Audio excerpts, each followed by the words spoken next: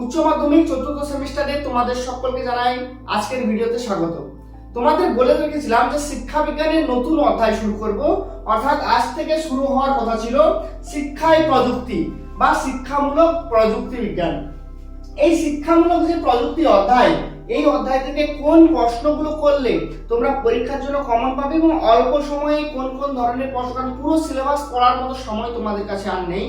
তো কোন প্রশ্নগুলো এখন থেকে করে রাখলে বা কোন কোন প্রশ্নগুলো এখন থেকে করে রাখলে তোমরা পরীক্ষার একদম প্রস্তুতি নিয়ে নেবে এই অধ্যায় থেকে, বা একদম ধরে নাও অধ্যায় ভিত্তিক সাজেশন কি কি আছে এই অধ্যায়ে, যেগুলোর মাধ্যমে একদম পরীক্ষায় তোমরা কমন পেয়ে যাবে, সেই প্রশ্নগুলো নিয়ে আমরা আলোচনা করব। সবার প্রথম তোমরা দেখতেই পাচ্ছ যে এখানে বেশ কিছু প্রশ্ন দেওয়া আছে। এর মধ্যে থেকে কোন প্রশ্নগুলো তোমরা সবথেকে গুরুত্ব দিয়ে পড়বে এবং কোন প্রশ্নগুলো শুধুমাত্র প্র্যাকটিস করে যাবে, সেইগুলো সমস্তটাই আজকের ভিডিওতে আলোচনা করব মূলত। তো তার আগে দেখে নাও যে এখানে দু ধরনের প্রশ্ন আছে, সাদা রঙের কিছু প্রশ্ন করা আছে আর কিছু হলুদ রং দিয়ে কিছু প্রশ্ন করা আছে। এই যে প্রশ্নগুলো আছে ইয়েলো কালারের অর্থাৎ হলুদ রঙের যে প্রশ্নগুলো আছে, এগুলো কিন্তু তোমাদের পরীক্ষার জন্য সব থেকে বেশি গুরুত্বপূর্ণ। যে প্রশ্নগুলো হোয়াইট কালার করা আছে ওইগুলো তোমরা ব্যাকআপ কোশ্চেন হিসেবে করে যাবে, অর্থাৎ এই প্রশ্নগুলোকে এমনভাবে একবার ভালো করে বুঝে রাখবে, এমনভাবে নিজেদের মধ্যে যে কনসেপ্ট ক্লিয়ার করে রাখবে যাতে এই প্রশ্নগুলো যদি আসে বা এই ধরনের যদি কোনো প্রশ্ন আসে তোমরা সহজে অনায়াসে লিখতে পারো। প্রতিটি প্রশ্ন তোমরা মনে রাখতে পারো, তার জন্য সহজ সরল ভাবে আজকে আমি তোমাদের কাছে এর উত্তর উপস্থাপন করব। তাহলে চলো আমরা শুরু করি একটা একটা করে প্রশ্নের আলোচনা, এবং দেখো কিভাবে সহজ সরল ভাবে প্রতিটা প্রশ্ন মনে রাখা যায় এবং এই প্রশ্নগুলো কিভাবে তোমরা পরীক্ষার খাতায় খুব সহজে নিজে থেকে লিখে আসতে পারবে। তার জন্য আমরা একদম সহজ সরল ভাবে উপস্থাপন করব যাতে তোমরা খুব সহজে মনে রাখতে পারো। দেখো প্রথম প্রশ্ন কি আছে, প্রথম প্রশ্ন আছে কম্পিউটারের শিক্ষামূলক উপযোগিতা বা সুবিধাগুলি আলোচনা করো। কম্পিউটারের শিক্ষামূলক উপযোগিতা বা সুবিধাগুলি আলোচনা করো। কিভাবে পরীক্ষায় লিখবে? দেখো বর্তমান যুগ তোমরা সবাই জানো যে ক্লাস করছো, অনলাইনের মাধ্যমে ক্লাস করছো। প্রযুক্তি যদি না ডেভেলপ করতো, প্রযুক্তি যদি তোমাদের কাছে বর্তমানে এভাবে সুযোগ করে দিত, তাহলে কি তোমরা পারতে এভাবে ক্লাস করার জন্য?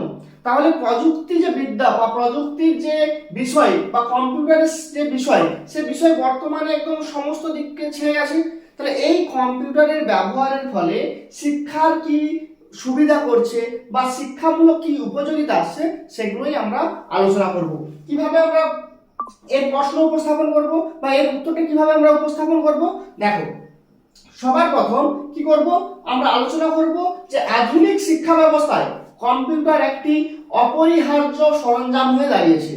আধুনিক শিক্ষা ব্যবস্থায় কম্পিউটার একটি কি হয়েছে, কম্পিউটারটি অপরিহার্য সরঞ্জাম হয়ে দাঁড়িয়েছে। পাঠদান প্রক্রিয়া থেকে শুরু করে প্রশাসনিক কাজ বা সব ক্ষেত্রে এর যে প্রভাব, সেই প্রভাব কিন্তু অপরিসীম। নিচে কম্পিউটারের প্রধান উপযোগীমূলক বা শিক্ষামূলক যে উপযোগিতা, সেই উপযোগিতাগুলো আলোচনা করা হলো।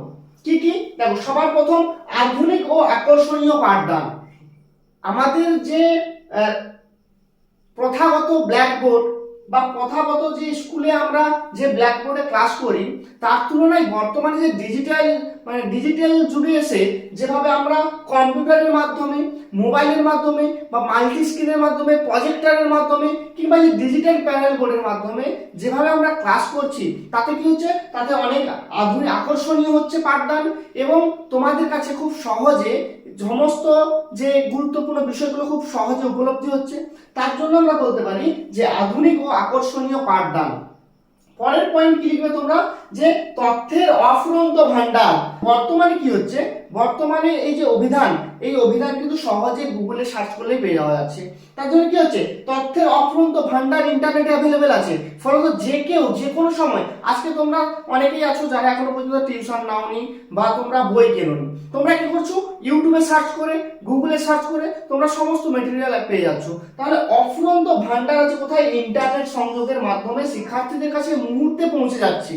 তার জন্য আমরা এই পয়েন্টটা করতে পারি যে তথ্যের অফুরন্ত ভান্ডার। কি তথ্যের অফুরন্ত ভান্ডার? সেটা হচ্ছে আমাদের প্রযুক্তি বা ইন্টারনেটের সংযোগ। এরপরে কি, অনলাইন এবং দূরশিক্ষা। এতদিন আমরা ঘরে বসে ক্লাস করতাম, স্কুলে যেতে হতো বা প্রাইভেট টিচার আসতো। আজ বর্তমান দিনে এসে তোমরা কিভাবে ক্লাস পাচ্ছ? অনলাইনে ক্লাস পাচ্ছ। তাহলে এই যে বর্তমানে ঘরে বসেই বিশ্বের নামি দামি যে বিশ্ববিদ্যালয় বা কলেজে বা যে কোনো কোর্স তোমরা সহজেই পারচেস করতে পারছো, বা সহজে তোমরা তার যে বিভিন্ন জুম বা গুগল মিট কিংবা বিভিন্ন অ্যাপসের মাধ্যমে যে ক্লাসগুলো তোমরা সহজেই পেয়ে যাচ্ছ। তাহলে এর জন্য কি হচ্ছে? এর জন্য এই প্রযুক্তি বা কম্পিউটার শিক্ষা ব্যবস্থাকে বিশেষ একটা পর্যায়ে নিয়ে যাচ্ছে, যার জন্য আমরা বলতে পারি অনলাইন এবং দূরশিক্ষা। পরের পয়েন্ট কি আছে দেখো, পরের পয়েন্ট আছে মূল্যায়ন এবং ফল প্রকাশ। মূল্যায়ন এবং ফল প্রকাশ কিভাবে ডিসকাস করবে? কম্পিউটারের ব্যবহার করে খুব দ্রুত এবং নির্ভুলভাবে পরীক্ষার খাতা দেখা যায়। যেমন ধরো তোমরা যে থার্ড সেমিস্টার ওএমআর শিটে পরীক্ষা দিলে, তাই না? থার্ড সেমিস্টারে কেমন পরীক্ষা ছিল? ওএমআর কোনো তো ম্যানুয়ালি তো এত খাতা দেখা সম্ভব নয়, তার জন্য কম্পিউটারের সাহায্যে খুব দ্রুত খাতাগুলো দেখা হয়েছে। এই যে দ্রুত খাতা দেখা হচ্ছে বা কম্পিউটারের ব্যবহারের ফলে খুব দ্রুত মূল্যায়ন বা ফল প্রকাশ ঘটানো সম্ভব হচ্ছে, তাহলে তার জন্য কিন্তু কম্পিউটারের যে শিক্ষামূলক যে সুবিধাগুলো বা উপযোগিতাগুলো, এটা কিন্তু অপরিসীম ভূমিকা পালন করছে, তাই না? তারপরে কি আছে? তারপরে পয়েন্ট আমরা দেখতে পারি সৃজনশীলতার বিকাশ। শিক্ষার্থীরা বিভিন্ন এমএস ওয়ার্ড, পাওয়ার প্রেজেন্টেশন বা এছাড়া বিভিন্ন ধরনের গ্রাফিক ডিজাইন, এগুলোর মাধ্যমে কি করছে? নিজেদের যে সৃজনশীলতা, নিজেদের যে ব্যক্তিসত্তা, নিজেদের যে একটা জ্ঞানের ভান্ডার, সেগুলোকে আরো বৃদ্ধি ঘটাচ্ছে, নিজেকে আরো দক্ষ করছে। তাহলে আমরা বলতেই পারি যে সৃজনশীলতার বিকাশ। তাহলে আমরা শিক্ষায় বা কম্পিউটারের শিক্ষামূলক উপযোগিতার জন্য কি কি পয়েন্ট দিতে পারবো? সেটা হচ্ছে সবার প্রথম আধুনিক এবং আকর্ষণীয় পাঠদান। দ্বিতীয় পয়েন্ট আমরা লিখতে পারি তথ্যের অফুরন্ত ভান্ডার। আমরা তৃতীয় পয়েন্ট দিতে পারি অনলাইন এবং দূরশিক্ষা। আমরা চতুর্থ পয়েন্ট দিতে পারি যে মূল্যায়ন এবং ফল প্রকাশ বা দ্রুত ফল প্রকাশ বা মূল্যায়ন। এছাড়াও আমরা পরের পয়েন্ট দিতে পারি সৃজনশীলতা বা সৃজনশীলতার বিকাশ। তাহলে এই পয়েন্টগুলোর মাধ্যমে সহজেই প্রশ্নটা লেখা যাবে। প্রশ্ন কি ছিল? আরেকবার দেখে নাও। প্রশ্ন ছিল কম্পিউটারের শিক্ষামূলক উপযোগিতাগুলি আলোচনা করো বা সুবিধাগুলি আলোচনা করো। তাহলে এই প্রশ্নের 5টা পয়েন্ট তোমরা দেবে। কারণ সুন্দর সুন্দর সহজ সরল পয়েন্ট আছে, সহজে মনে থাকবে, একবার দেখে নিও। পিপিটিটা কোথায় পাবে বা এই নোটসটা তোমরা কোথায় পাবে? এই নোটসটা তোমরা গ্রুপে কিন্তু পেয়ে যাবে, গ্রুপ থেকে ডাউনলোড করে নিও। কেমন? আচ্ছা চলো পরের প্রশ্ন। যদি কোনো সমস্যা থাকে বুঝতে, আমাকে এসএমএস করে জানিও কিংবা কল করে নিও, আমি তোমাদের বুঝিয়ে দেব যদি বুঝতে সমস্যা থাকে। আচ্ছা, তাহলে পরের প্রশ্ন কি ছিল? পরের প্রশ্ন ছিল শিক্ষা প্রযুক্তিবিদ্যা কাকে বলে? শিক্ষা প্রযুক্তিবিদ্যা কাকে বলে এবং প্রযুক্তিবিদ্যার সুবিধা অসুবিধা। দেখো, শিক্ষা প্রযুক্তিবিদ্যা কাকে বলে, এটা কিন্তু 2 নম্বরের প্রশ্ন আলাদা করে আসতে পারে। আবার এই যে শিক্ষা প্রযুক্তিবিদ্যার সুবিধা এবং অসুবিধা, এটা কিন্তু আলাদা করে এটা 5 আসতে পারে যে শিক্ষা প্রযুক্তিবিদ্যার সুবিধা আলোচনা করো। আবার 5 আসতে পারে শিক্ষা প্রযুক্তিবিদ্যার অসুবিধাগুলি বা সমস্যাগুলি আলোচনা করো। তাহলে 5 আলাদা করে আসতে পারে, আবার একসাথেও কিন্তু তোমাকে দিয়ে দিতে পারে যে শিক্ষা প্রযুক্তিবিদ্যার সুবিধা এবং অসুবিধাগুলি আলোচনা করো। তো যাই হোক, আমি একসাথে প্রশ্ন করে দিয়েছি যাতে তোমাদের মানে সমস্তটা একসঙ্গে তোমরা মুখস্থ করে রাখতে পারো এবং বুঝতে পারো। ঠিক আছে? তাহলে সবার প্রথম আমরা আলোচনা করব শিক্ষা প্রযুক্তিবিদ্যা কাকে বলে। শিক্ষা প্রযুক্তিবিদ্যা কাকে বলে, চলো। শিক্ষা প্রযুক্তিবিদ্যা কাকে বলে? দেখো, খুব সহজে লেখা আছে, একটু বুঝে নাও। কি আছে? যে শিক্ষা প্রযুক্তিবিদ্যা হলো এমন একটি শৃঙ্খলাবদ্ধ প্রক্রিয়া যেখানে শিক্ষার লক্ষ্য অর্জনের জন্য বৈজ্ঞানিক জ্ঞান, শিখনের তত্ত্ব এবং আধুনিক প্রযুক্তিগত সরঞ্জাম ব্যবহার করা হয়। শিক্ষা প্রযুক্তিবিদ্যা হলো এমন একটি শৃঙ্খলাবদ্ধ প্রক্রিয়া যেখানে শিক্ষার লক্ষ্য অর্জনের জন্য বৈজ্ঞানিক জ্ঞান এবং শিখন তত্ত্ব এছাড়াও আধুনিক প্রযুক্তির সরঞ্জাম ব্যবহার করা হয়। এরপর কি আছে দেখো, সহজ কথায় শিক্ষাদান ও শেখার প্রক্রিয়াকে আরো উন্নত, সহজ ও কার্যকারী করার কৌশলই হলো শিক্ষা প্রযুক্তিবিদ্যা। বুঝা গেল? এছাড়াও আমরা এরপর কি করব? এরপর জে ব্লুমার যে শিক্ষা প্রযুক্তিমূলক সংজ্ঞা দিয়েছেন, সেই সংজ্ঞাটা আমরা উল্লেখ করে দেবো। যে ব্লুমারের মতে শিক্ষা প্রযুক্তিবিদ্যা হলো শিক্ষা সম্পর্কিত বৈজ্ঞানিক ভিত্তি বা বিজ্ঞান ভিত্তিক জ্ঞান, যা বাস্তব শিখন পরিস্থিতিতে প্রয়োগ করা হয়, যা বাস্তব শিখন পরিস্থিতিতে প্রয়োগ করা হয়। তাহলে বোঝা গেল, তাহলে কি হলো, শিক্ষা প্রযুক্তি হলো এমন একটি শৃঙ্খলাবদ্ধ প্রক্রিয়া যেখানে শিক্ষার লক্ষ্য অর্জনের জন্য বৈজ্ঞানিক জ্ঞান ও শিখন তত্ত্ব এবং আধুনিক সরঞ্জাম ব্যবহার করা হয়। এরপর শিক্ষা প্রযুক্তিবিদ্যার যে সুবিধা এবং অসুবিধা আছে সেগুলো নিয়ে আলোচনা করব। শিক্ষা প্রযুক্তিবিদ্যার সুবিধা দেখব, তারপর আমরা অসুবিধা দেখব।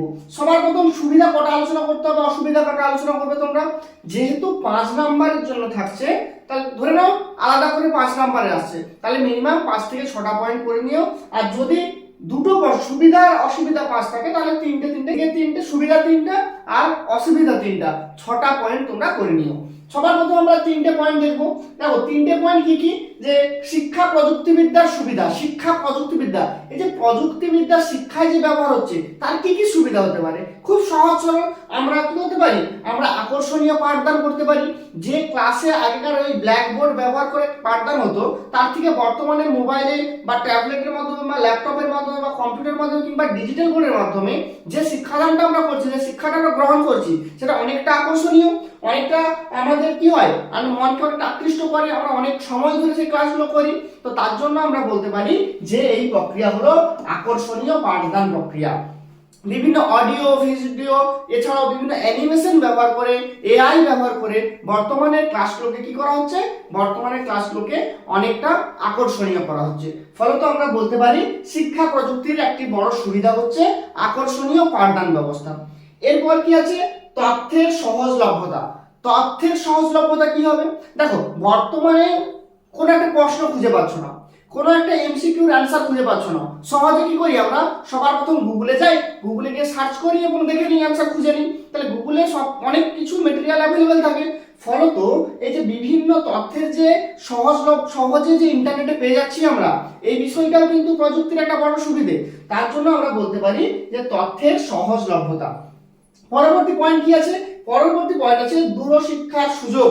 এই যে তোমরা কত দূরে আছো, আমি এখানে ক্লাস করছি, তাহলে এই দূরত্বটা কিন্তু আমাদের মধ্যে আর দূরত্ব নেই, কারণ কি প্রযুক্তি আমাদের মাঝে এসে গেছে এবং আমাদের ক্লাস নেওয়ার যে সুবিধাটা, অর্থাৎ অনলাইনের মাধ্যমে এত দূরত্ব থেকেও, মানে দূরত্বটা হওয়া সত্ত্বেও আমরা যে সহজেই ক্লাসের সুযোগগুলো পাচ্ছি, যেটা কিসের মাধ্যমে সম্ভব হচ্ছে, শুধুমাত্র প্রযুক্তির মাধ্যমে সম্ভব হচ্ছে। ফলত আমরা বলতে পারি যে দূরশিক্ষার সুযোগ এই প্রযুক্তিবিদ্যার মাধ্যমে হচ্ছে।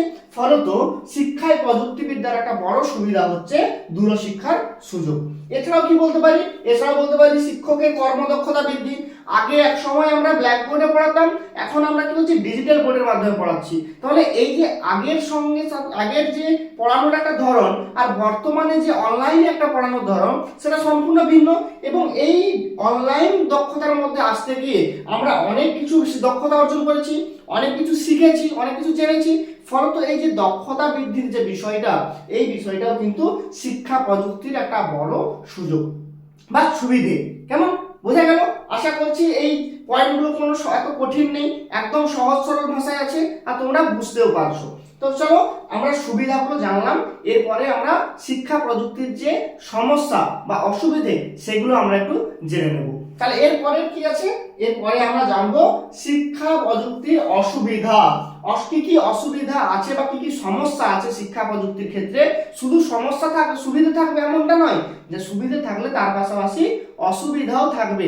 সেই অসুবিধাগুলো আমরা এবার জেনে নেব। সবার প্রথম উচ্চ ব্যয়।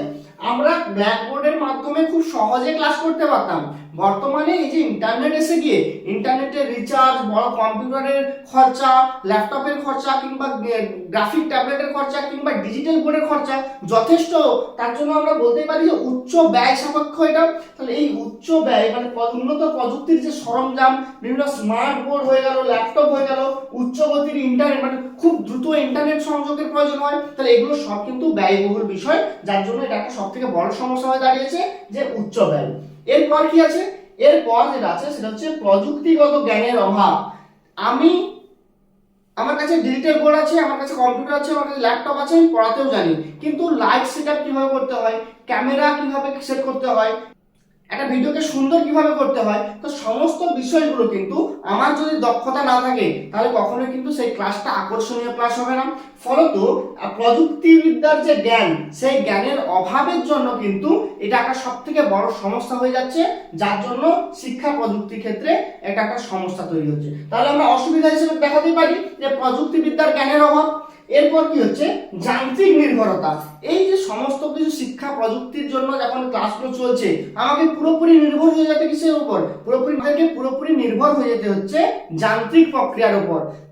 এছাড়াও বিভিন্ন শিক্ষার্থীরা ধীরে ধীরে এই কম্পিউটার ব্যবহার করতে গিয়ে, বিভিন্ন মোবাইল ব্যবহার করে কি হচ্ছে, সহজে যে তথ্যগুলো পাচ্ছিল তার জন্য তারা পরিশ্রম করা ভুলে যাচ্ছে, তারা বই লেখা ভুলে যাচ্ছে, বইয়ের সঠিক যাচাইকরণ করা ভুলে যাচ্ছে, যার জন্য কিন্তু একটা বড় সমস্যা হচ্ছে শিক্ষার প্রযুক্তির ক্ষেত্রে এই যে যান্ত্রিক নির্ভরতা, একটা অভ্যেস তৈরি করা, সেই বিষয়টা। এরপর কি, স্বাস্থ্যের ওপর প্রভাব। কিভাবে স্বাস্থ্যের উপর প্রভাব পড়ছে, যান্ত্রিক মানে শিক্ষা প্রযুক্তির অসুবিধার জন্য স্বাস্থ্যের সাথে কি সম্পর্ক। দেখো, দীর্ঘক্ষণ যদি আমি কম্পিউটারের মধ্যে বসে পড়াই, দীর্ঘক্ষণ যদি আমি কম্পিউটারের দিকে তাকিয়ে থাকি, দীর্ঘক্ষণ যদি তোমরা মোবাইলের দিকে তাকিয়ে থাকি ক্লাসগুলো করো, এর ফলে কি হবে, এরপরে সেই স্ক্রিনের দিকে তাকিয়ে থাকার ফলে চোখের সমস্যা আসবে। আমরা দীর্ঘক্ষণ ধরে বসে থাকলে আমাদের বিভিন্ন ধরনের পিঠে বা মাথা ব্যথার সৃষ্টি হবে, বা মানসিক একটা প্রেসার বা অশান্তি সৃষ্টি হবে, যার জন্য কিন্তু আমাদের স্বাস্থ্যের উপরেও এর প্রভাব পড়বে। ফলত আমরা বলতেই পারি যে এটি স্বাস্থ্যের উপর প্রভাব ফেলে, অর্থাৎ শিক্ষায় প্রযুক্তিবিদ্যার একটা সমস্যা, স্বাস্থ্যের উপর প্রভাব। ক্লিয়ার হলো? এরপরে কি আছে, সামাজিক বিচ্ছিন্নতা। সামাজিক বিচ্ছিন্নতা কি স্যার? সামাজিক বিচ্ছিন্নতা হচ্ছে অনলাইনে ক্লাসের যে এই যে আধিপত্য বা অনলাইন ক্লাসের প্রতি যে একটা আগ্রহ তোমাদের, যার জন্য কি হচ্ছে, শিক্ষার্থীদের মধ্যে সরাসরি যে সামাজিক যে মিথস্ক্রিয়া বা সামাজিক দলগতভাবে একটা কাজ করার অভ্যেস ছিল, একটা কোনো একটা প্রাইভেটে গিয়ে একসাথে বন্ধুদের সঙ্গে যে ক্লাস করার সঙ্গে একটা আকৃষ্টতা ছিল, বা বন্ধু মানে একসঙ্গে গ্রুপ স্টাডির যে একটা বিষয় ছিল, সেগুলো কিন্তু আস্তে আস্তে কমে যাচ্ছে, যার জন্য কিন্তু এই সামাজিক থেকে মানে সমাজ থেকে অনেকটা বিচ্ছিন্ন হয়ে যাচ্ছি আমরা, এবং তার জন্য বলতে পারি যে একটা সামাজিক বিচ্ছিন্নতা পরিবেশ তৈরি হচ্ছে, যে এবং শিক্ষার্থীরা কি হচ্ছে, শিক্ষার্থীরা ধীরে ধীরে এই প্রযুক্তি নির্ভর হয়ে যাচ্ছে। ফলত এটা একটা কিন্তু এই শিক্ষা প্রযুক্তির একটা বড় সমস্যা হিসেবে আমরা চিহ্নিত করতে পারি। চলো, এরপরে আমরা একটা ছোট্ট একটা শেষ লাইন অ্যাড করব, সেটা হচ্ছে শিক্ষা প্রযুক্তির কিছু সীমাবদ্ধতা থাকলেও বর্তমান যুগে এর প্রয়োজনীয়তা অপরিসীম। ঠিক পরিকল্পনা এবং নিয়ন্ত্রিত ব্যবহারের মাধ্যমে এর অসুবিধাগুলিকে কমিয়ে আমরা কিন্তু শিক্ষা প্রযুক্তি বা শিক্ষার যে গুণগত মান অনেকটা বৃদ্ধি ঘটাতে পারবো, তাই না? তাহলে আমাদেরকে কি করতে হবে, এর খারাপ দিকগুলোকে একটু অ্যাভয়েড করতে হবে, এবং শিক্ষা ক্ষেত্রে যাতে এর গুণগত মান হয়, শিক্ষায় যাতে এর প্রয়োগ বেশি ঘটাতে পারি, তার জন্য কিন্তু সেটাতে আমাদেরকে সচেতন হতে হবে। তাতে কি হবে, তাতে আমাদের শিক্ষা ক্ষেত্রে অনেক গুণগত মান আসবে, এবং আমাদের বর্তমান শিক্ষার যে একটা এআই এর যুগে যে শিক্ষা ব্যবস্থা, সেটা কিন্তু আগের থেকে অনেকটা বেটার হবে। ফলত আমাদের কাছে সুবিধাও যেমন আছে, অসুবিধাও আছে, এবং সুবিধাগুলো অনেক বেশি আছে, তার জন্য আমাদেরকে সবসময় দেখতে হবে যে খারাপ দিকগুলোকে বাদ দিয়ে যেন ভালোভাবে আমরা এই প্রযুক্তিকে ব্যবহার করতে পারি। চলো, এর পরের প্রশ্ন কি আছে, এর পরের প্রশ্ন হচ্ছে হার্ডওয়্যার এবং সফটওয়্যারের মধ্যে পার্থক্য। হার্ডওয়্যার এবং সফটওয়্যারের মধ্যে পার্থক্য। দেখো, হার্ডওয়্যার এবং সফটওয়্যার কম্পিউটারের দুটি প্রধান অংশ, যেটা যে কোনো একটা কম্পিউটার বা ডিভাইসকে পরিচালনার জন্য এই দুটোই কিন্তু খুবই গুরুত্বপূর্ণ বিষয়। হার্ডওয়্যারও যেমন প্রয়োজন, যেমন সফটওয়্যারও প্রয়োজন, অর্থাৎ বলতে পারি আমরা একে অপরের পরিপূরক। কিন্তু পরিপূরক হওয়া সত্ত্বেও এদের দুজনের মধ্যে কিন্তু বেশ পার্থক্য দেখা যায়। কিরকম পার্থক্য? আমরা যা কিছু খালি চোখে দেখতে পাই সব কিছুকে আমরা হার্ডওয়্যার বলি, মানে অর্থাৎ এবং সফটওয়্যার কোনটাকে বলবো? যা কিছু আমরা খালি চোখে দেখতে পাই সেগুলো সমস্ত কিছুকে আমরা হার্ডওয়্যার বলবো। আর সফটওয়্যার কোনটা বলবো? সেই হার্ডওয়্যারকে পরিচালনার যে প্রোগ্রামগুলো থাকে সেগুলোকে সমস্ত কিছুকে আমরা সফটওয়্যার বলবো। কিভাবে করবো? দেখো, সবার প্রথম আমরা করব সংজ্ঞা। সবার প্রথম আমরা কি করব? সবার প্রথম আমরা করব সংজ্ঞা। সংজ্ঞাতে কি দেব? সংজ্ঞাতে দেব যে কম্পিউটার সিস্টেম যে সকল যন্ত্রাংশের সমন্বয়ে গঠিত তাদের আমরা কি বলবো? হার্ডওয়্যার। যে সকল যন্ত্রাংশের সমন্বয়ে গঠিত সেগুলোকে আমরা কি বলবো? হার্ডওয়্যার। এই যে কম্পিউটার স্ক্রিন দেখতে পাচ্ছ, এখানে এর একটা ফ্রেম দেখতে পাচ্ছ, এখানে আমার কাছে একটা পেন দেখতে পাচ্ছ, অথবা মোবাইলের যে ব্যবহার করছি সেটা উপরে যে, অর্থাৎ এক কথায় বলতে পারো যা কিছু আমরা স্পর্শ করতে পারছি এই সকল প্রযুক্তির সমস্ত কিছুটা কি? সমস্ত কিছুটা হার্ডওয়্যার। আর কি যেগুলোকে আমরা অনুভব করতে পারি, অর্থাৎ কম্পিউটারের এই হার্ডওয়্যারকে কাজে লাগিয়ে প্রোগ্রাম চালানোর যে প্রক্রিয়া অথবা প্রোগ্রাম চালানোর যে বিষয় সেটাকে আমরা সফটওয়্যার বলতে পারি।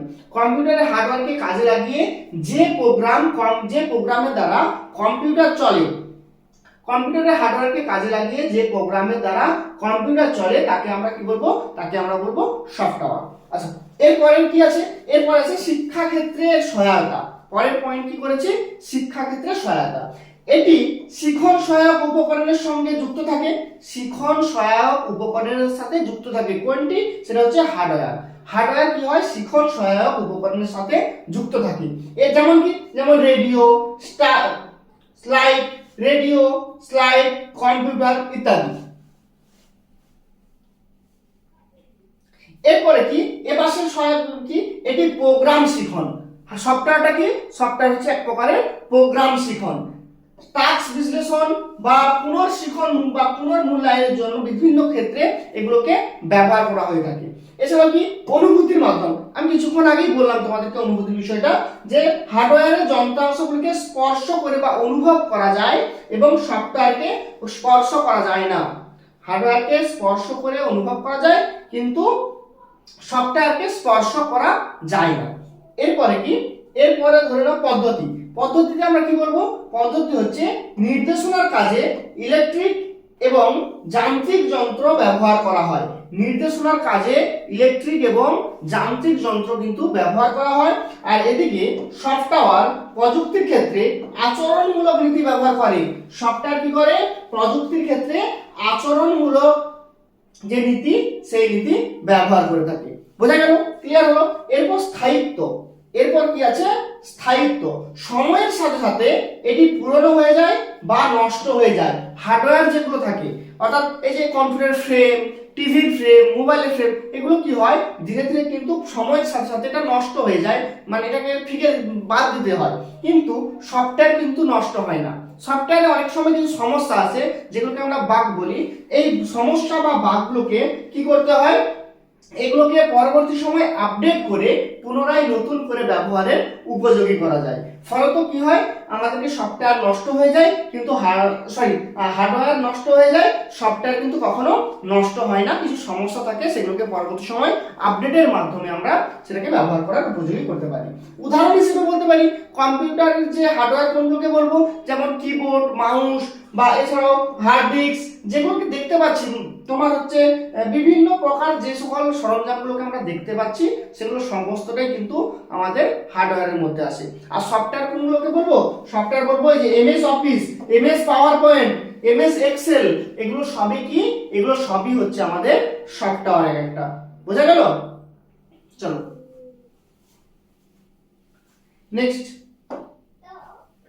নেক্সট হচ্ছে কি, নেক্সট হচ্ছে আইসিটি কি, শিক্ষাক্ষেত্রে আইসিটির ভূমিকা উল্লেখ করো।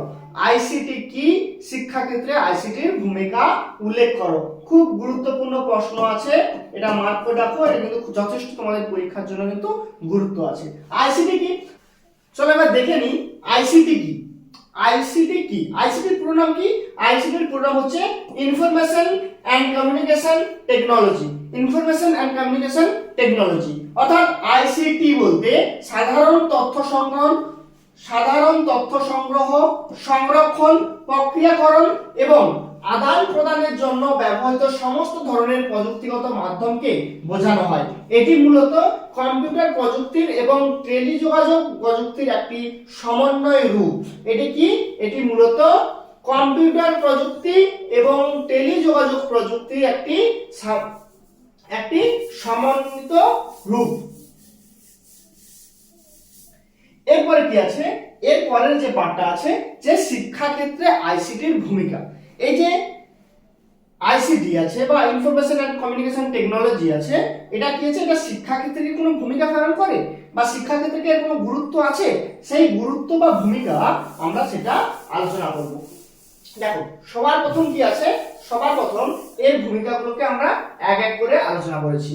সবার প্রথম কি করেছি দেখো, সবার প্রথম আলোচনা করেছি তোমাদের কাছে যে অনলাইন ক্লাসরুম বা ই লার্নিং যেটা তোমরা এখন করছো, যে অনলাইনে ক্লাস করছো তোমরা, এই অনলাইন ক্লাস অর্থটা কি, বিষয়টা হচ্ছে তোমরা সবাই জানো যে ইন্টারনেটের মাধ্যমে বা ইন্টারনেট ভিত্তিক প্ল্যাটফর্মের যেগুলো আছে যেমন গুগল ক্লাসরুম, জুম, মডেল, এই সমস্ত বিষয়গুলো দ্বারা শিক্ষার্থীরা বিভিন্ন দূর থেকে দ্বারা, তোমরা যেমন অনেক দূরে আছো ক্লাসগুলো করতে পারছো, ঠিক সেরকম শিক্ষার্থীরা দূরবর্তী স্থান থেকেও অনলাইনে ক্লাসে অংশ নিতে পারছে। এটা একটা ভালো সুবিধা হচ্ছে। এই যে আইসিটি ছাড়া কিন্তু তোমরা এই যে অনলাইনে ক্লাস করতে পারছো এগুলো করতে পারতে না। তার জন্য আইসিটির ভূমিকা কিন্তু যথেষ্ট গুরুত্বপূর্ণ এবং এর অবদান অপরিসীম। এরপর কি মাল্টিমিডিয়া পাঠদান, বিভিন্ন ভিডিও, অ্যানিমেশন বা ই লাইব্রেরি যেগুলো আছে, অর্থাৎ সহজ যেগুলো পিডিএফ পাওয়া যায় যে সকল লাইব্রেরিতে, পিডিএফ এর মাধ্যমে ই বুক করা আছে বানানো থাকে, তো সেই ধরনের যে বিভিন্ন গ্রাফিকের মাধ্যমে, তো আমরা কি করি মাল্টিমিডিয়া ব্যবহার করে কিন্তু আমরা এখন পাঠদান ব্যবহার করছি। অনেক ভিডিও দেখেছো না তোমরা, এআই এর মাধ্যমে বিভিন্ন ইংলিশ স্টোরি, বেঙ্গলি স্টোরি এগুলোকে প্রেজেন্টেশন করানো হয়, যথেষ্ট খুব ভালো লাগে, ইন্টারেস্টিং লাগে। তাহলে এগুলো কিভাবে হচ্ছে, এই আইসিটির জন্য কিন্তু হচ্ছে। আচ্ছা, এরপরে কি আছে, এরপরে ডিজিটাল লাইব্রেরি বা ই লাইব্রেরি, যেটা একটু কিছুক্ষণ আগে আমি বললাম, ডিজিটাল লাইব্রেরি। ডিজিটাল লাইব্রেরি কিসের, ডিজিটাল দেখো নরমাল লাইব্রেরিতে কি হয়, অনেক বই রাখা থাকে, সেখান থেকে আমরা পড়ার জন্য বইগুলো নিয়ে আসি। এখানে ডিজিটাল লাইব্রেরিটা হচ্ছে যে বিভিন্ন এমন একটি প্ল্যাটফর্ম, অনলাইন প্ল্যাটফর্ম, যেখানে বিভিন্ন ধরনের বইকে পিডিএফ আকারে রাখা হয়েছে, সেই পিডিএফ গুলো সংগ্রহ করে সহজে শিক্ষার্থীরা কি করতে পারে, পাঠদান করতে পারে। যেমন আমরা অনেক সময় মেটেরিয়াল দিচ্ছি, অনেক নোটস দিচ্ছি, তো এই নোটসগুলো তোমাদেরকে পড়ার জন্য দিচ্ছি, কিন্তু যেখানে এই ডিজিটাল লাইব্রেরিটা কি হচ্ছে, সেখানে বিভিন্ন বই থাকে, বিভিন্ন কি করা হয়, বইকে পিডিএফ আকারে রাখা হয়, সেই তাকেই বলা হয় কি ডিজিটাল লাইব্রেরি। এতে কি হয়, শিক্ষার্থীরা অনলাইনে বিভিন্ন ইবুক, গবেষণাপত্র, জার্নাল, ডিজিটাল সংস্থার সহজে কি করতে পারছে, এগুলোর অ্যাক্সেস পাচ্ছে, এই ধরনের বইগুলো খুঁজে পাচ্ছে এবং সহজে তাদের শিক্ষাগত মান অনেকটা গুরুত্ব পাচ্ছে। এরপর কি অনলাইন মূল্যায়ন ও পরীক্ষা, অনলাইন মূল্যায়ন ও পরীক্ষা, এটা খুব ভালো, তোমরা সবাই জানো যে অনলাইনের মাধ্যমে এখন বিভিন্ন পরীক্ষা দেওয়া হয় বা বিভিন্ন ভার্চুয়াল ক্লাসরুম তৈরি করে যে পরীক্ষা নেওয়া হয় সেই বিষয়টা। এরপর কি আছে, এরপর আছে অনলাইন মূল্য, আচ্ছা দুটোই সেম হয়ে গেছে, ঠিক আছে, দুটোই সেম হয়ে গেছে।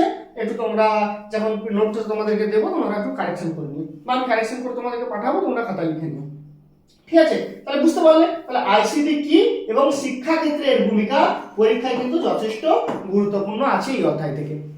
ক্লিয়ার হলো? কোনো সমস্যা, যদি সমস্যা থাকে তাহলে কমেন্ট করে অবশ্যই লিখে জানিও। চলো আজকে সাধারণত এতটাই থাকলো তোমাদের। পরের যে ভিডিও, পরের ভিডিওতে এই অধ্যায় থেকে বাকি যে প্রশ্নগুলো থাকলো, যত ধরনের প্রশ্ন আছে সমস্ত প্রশ্ন আমি কভার করে দেবো এবং তোমরা সেখান থেকে এই অধ্যায় থেকে যে গুরুত্বপূর্ণ প্রশ্নগুলো এবং তার যে সহজ সরল অ্যান্সার সমস্তটা পেয়ে যাবে। এবং নোটসটা তোমরা কিভাবে পাবে, নোটসটা তোমরা পাবে অমল ক্লাসেস যে হোয়াটসঅ্যাপ চ্যানেল আছে সেই চ্যানেলে যুক্ত হয়ে যায়। আমি তোমাদেরকে আমাদের যে কমেন্ট লিংক এবং ডেসক্রিপশন দুটোতেই আমি লিংক প্রোভাইড করে দেবো, তোমরা সেই লিংকের মাধ্যমে ক্লিক করে কিন্তু অমল ক্লাসেস যে হোয়াটসঅ্যাপ চ্যানেল সেই চ্যানেলে যুক্ত হয়ে যেতে পারবে এবং সেখান থেকে ফ্রিতে এই আনসার ম্যাটেরিয়ালগুলো কিন্তু ডাউনলোড করে নিতে পারবে। এবং এই ভিডিও শেষে সবাই অবশ্যই জানিও তোমাদের ক্লাসটা কেমন লাগলো, এবং যদি কোনো প্রশ্ন থাকে, কোনো ডাউট থাকে অবশ্যই কিন্তু কমেন্ট করে জানিও। আমি পরের ক্লাসে এই কমেন্টগুলো দেখে কিন্তু তোমাদের রিপ্লাই করে দেবো বা তোমাদের অ্যান্সার, তোমাদের যে সমস্যা সেই সমস্যাগুলো সমাধান করে দেবো। তো আজকের ভিডিও আপাতত এটুকুই, তোমাদের সঙ্গে দেখা হচ্ছে পরবর্তী ভিডিওতে। সবাই ভালো থেকো।